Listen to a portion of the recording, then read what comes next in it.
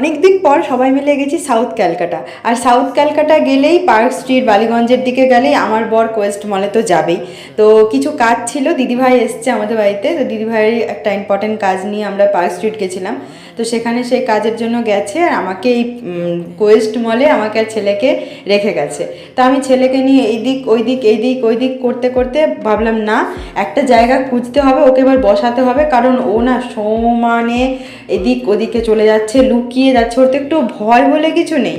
তাই ওকে নিয়ে চলে এসেছি সোজা ফুড কোর্টে। আর শাশুড়ি মাও এসছে, শাশুড়ি মা দিদিভাই আজকে সকালেই এসছে, তো সবাই মিলেই এসছি।